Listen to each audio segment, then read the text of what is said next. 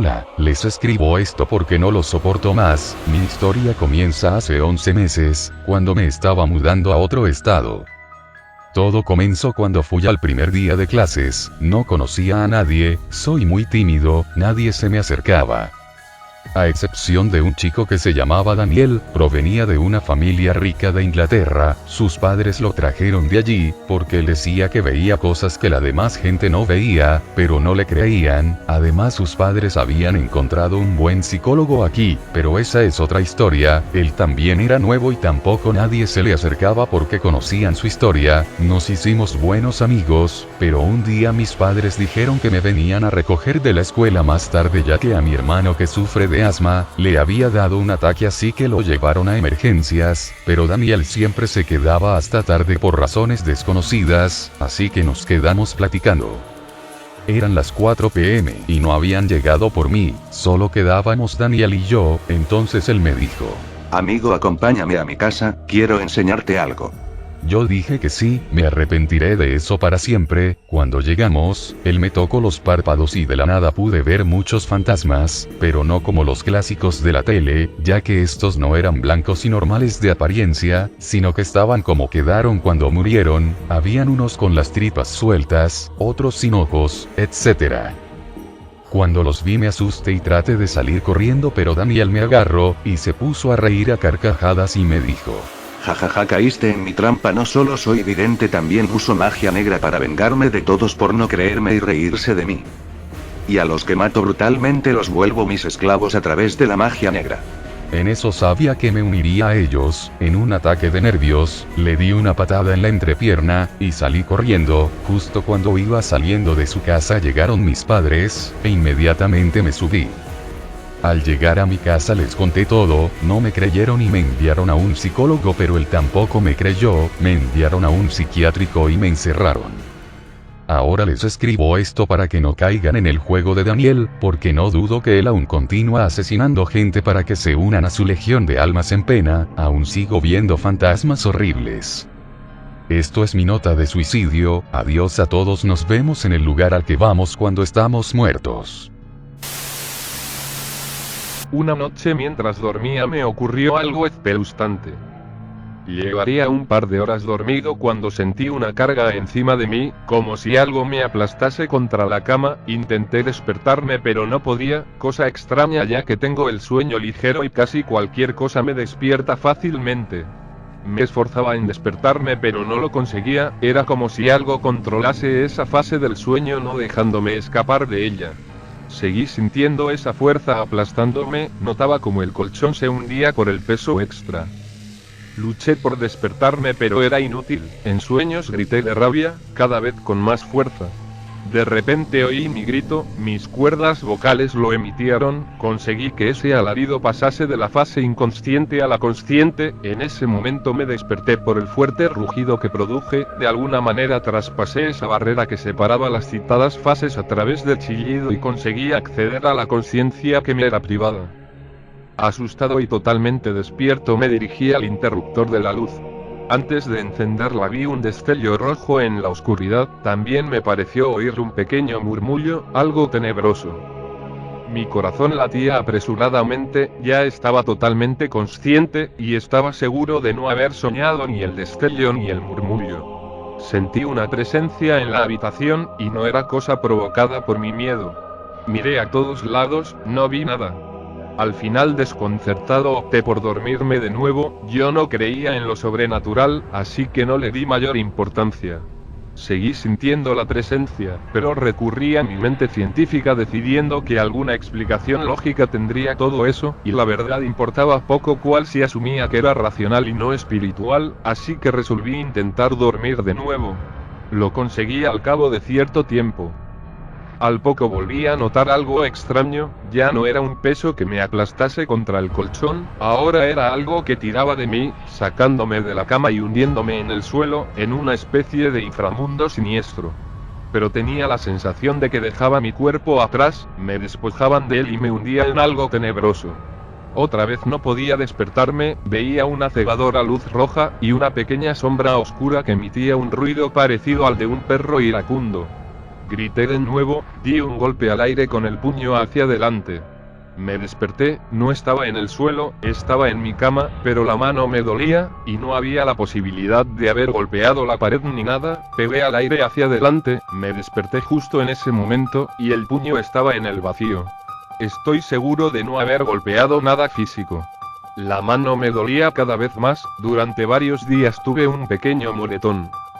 Algo vino a por mí esa noche mientras dormía, lo sé. No sé qué era, ni cuáles eran exactamente sus intenciones. Pero sí sé una cosa. Volverá. Había una vez un niño que era muy energético, le gustaba jugar con sus mascotas y amigos. Siempre estuvo lleno de vida, pero un día su madre enfermó de gravedad, el pobre niño cayó en una profunda depresión. Una vez cuando fue al parque en la noche, un señor con traje negro y ojos rojos se paró en una esquina y le dijo al niño que sabía lo que le sucedía. El niño llorando se le acercaba, el señor con una voz macabra le dijo al niño que debía de matar a 30 personas así su madre se curaría. El niño lamentándose dice si no había otra manera, el señor le contestó que solo había dos maneras, la primera era que mate a 30 personas, o que su madre fuera sacrificada para acabar con su sufrimiento. Al día siguiente, cuando sus amigos se le acercaron, a uno de ellos le encajó un vidrio roto en el cuello, los demás salieron corriendo, pero todos fueron alcanzados por el niño, él los asesinaba, robando sus almas.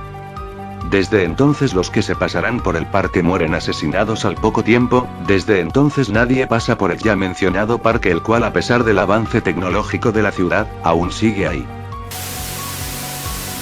En una casa situada en las fronteras de Hiroshima, vivía una madre y dos hijas. Kuriko era la mayor y Tashi era la pequeña. Una noche la madre recibió una carta a su casa la cual decía que su esposo había muerto, el cual era soldado de un pelotón de batalla. En la misma carta estaban los detalles del hecho. El cartero, tratando de consolar a la pobre madre, la cual pensaba en su dulce esposo, le había pedido al mismo después de un gracias, retirarse de la casa. Una hora después bajaron las dos niñas de las escaleras y la mayor le preguntó a su mamá que, ¿por qué tenía un cuchillo en la mano? Y la verdad es que a la madre le había dado un ataque de locura debido a la noticia recibida, la cual ninguna de las hijas sabía.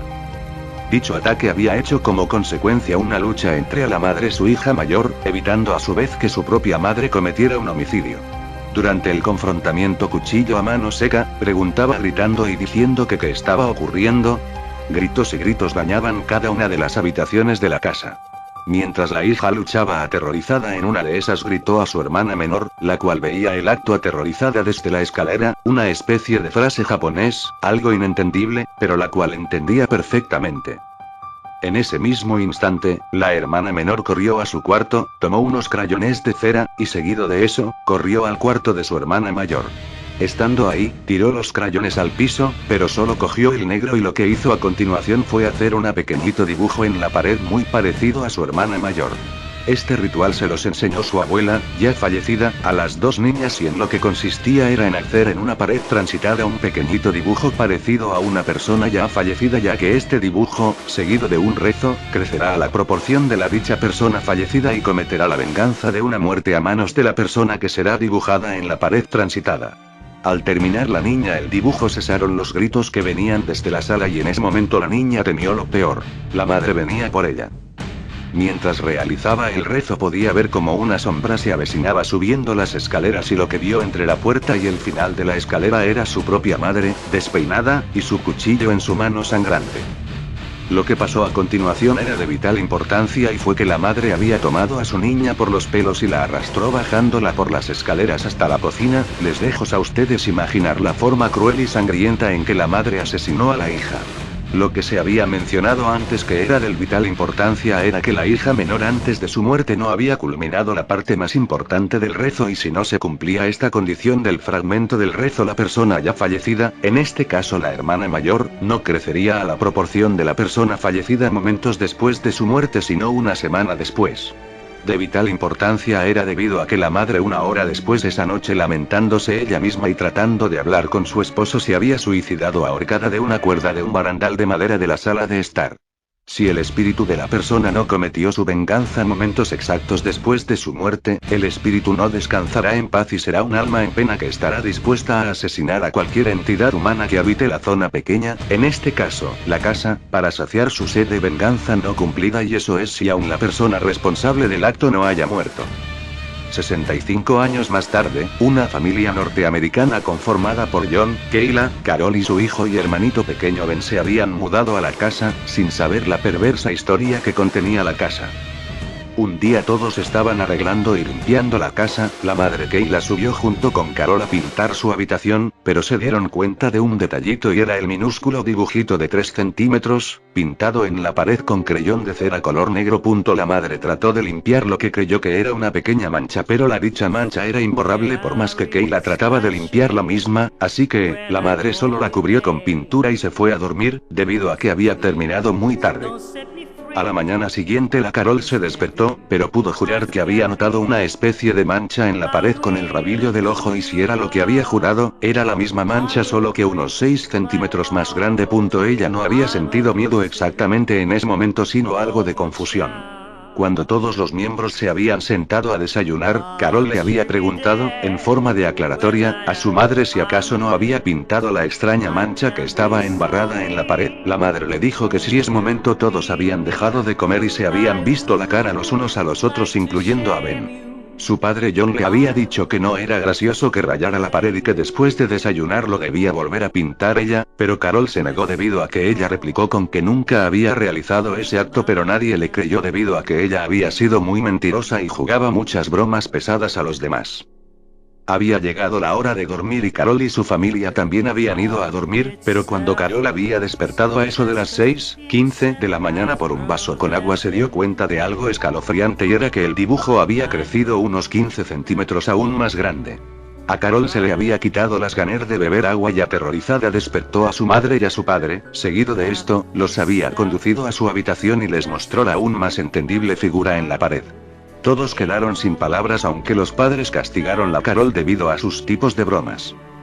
Lo escalofriante de esta historia que le estoy contando es que llegó el día domingo, y esto quería decir, según el embrujo hecho 65 años atrás, el dibujo iba a crecer a la proporción de la difunta hermana asesinada dichos años atrás. Los padres de Carol ya le habían creído y la dispuesta muchachita fue, en bicicleta, al departamento de la policía que quedaba a 1 kilómetro de su casa, pero cuando llegó a su casa junto a los detectives se encontraron con una sorpresa terriblemente desagradable, y era que toda la casa estaba emparamada de sangre, lo cual a Carol le dio arcadas, y eso era horrible debido a que habían por el suelo huesos, órganos, pedazos de piel y sesos por doquier. Ahora lo terrible de todo esto era que Carol y los detectives habían llegado exactamente a las 12:01 de la madrugada, es decir que ese acto sangriento había ocurrido 1 minuto, y la otra cosa es que había 3 manchas en la pared imborrables, como si alguien hubiera tomado un crayón de cera y hubiera hecho 3 pequeñitos dibujos en la pared que coincidían con solo 3 de los miembros de la familia.